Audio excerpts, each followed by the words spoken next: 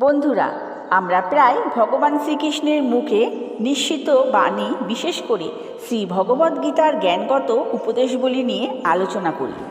আমরা তার মনমুগ্ধ লীলা, তার প্রেমময় আচরণ বা তার শক্তিধর যুদ্ধের কথা বলি।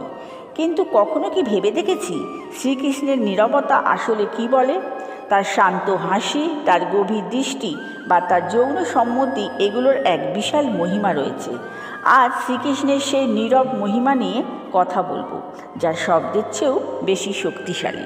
কুরুক্ষেত্রের রণাঙ্গনে অর্জুন যখন তার আপনজনদের দেখে অস্ত্র ত্যাগ করতে চাইলেন, তখন কৃষ্ণ কিন্তু প্রথমেই কথা বলতে শুরু করেননি। তিনি ধৈর্য ধরে অর্জুনের সকল সংশয়, হতাশা এবং মনের কথা মনোযোগ দিয়ে শুনছিলেন। অর্জুন যখন তার সকল দুঃখ ও প্রশ্ন উজাড় করে দিলেন, তখনই কৃষ্ণ তার জ্ঞানগত উপদেশ দেওয়া শুরু করলেন।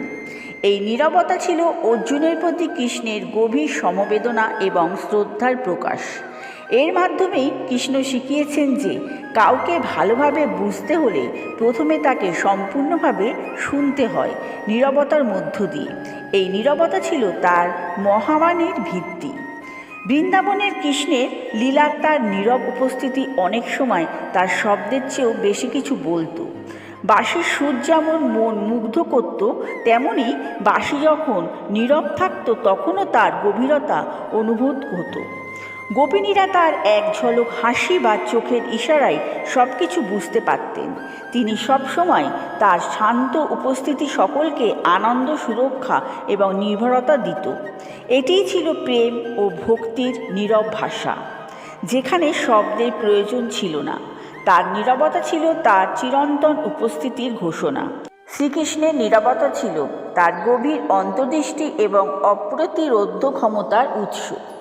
মহাভারতের দ্রৌপদী বস্ত্রহরণের সময় তার প্রাথমিক নীরবতা ছিল এক গভীর পরিকল্পনার অংশ, যা ধর্ম ও অধর্মের পার্থক্যকে স্পষ্ট করে তুলেছিল এবং শেষ পর্যন্ত দ্রৌপদীকে রক্ষাও করেছিলেন। মহাভারতের মহাযুদ্ধে কৃষ্ণ রথের সারথি হয়ে অধিকাংশ সময় নীরব ছিলেন, কিন্তু তার নীরব চালনা এবং সময়োচিত ইশারায় যুদ্ধের গতিপথ বদলে দিয়েছিলেন। তার এই নীরবতা ছিল তার অসীম কৌশল ও ধৈর্য। এই নীরবতার মধ্যেই লুকিয়েছিল সকল সমস্যার সমাধান এবং সঠিক পথপ্রদর্শন। আজকের কোলাহলপূর্ণ জীবনে আমরা প্রায় নিজেদের ভেতরের শান্তি হারিয়ে ফেলি। শ্রীকৃষ্ণের নীরব মহিমা আমাদের শেখায় যে সত্যিকারের শান্তি এবং জ্ঞান বাইরের কোলাহলে নয়, বরং ভেতরের নীরবতার মধ্যেই নিহিত। যখন আমরা আমাদের মনকে শান্ত করি, আমরা আমাদের ভেতরের কণ্ঠস্বর শুনতে পাই, যা আমাদের পরমাত্মা কৃষ্ণরই প্রতিচ্ছবি। এই নীরবতা আমাদের আত্মিক সংযোগ স্থাপনে সাহায্য করে এবং জীবনের প্রকৃত উদ্দেশ্য খুঁজে পেতে শক্তি যোগায়। শ্রীকৃষ্ণের নীরব মহিমা আমাদের মনে করিয়ে দেয় যে জীবনের সবচেয়ে গভীর সত্যগুলো সবসময় শব্দের মাধ্যমে প্রকাশ পায় না, সেগুলো অনুভব করতে হয় নীরবতার মাঝে। বন্ধুরা, ভিডিওটি কেমন লাগলো?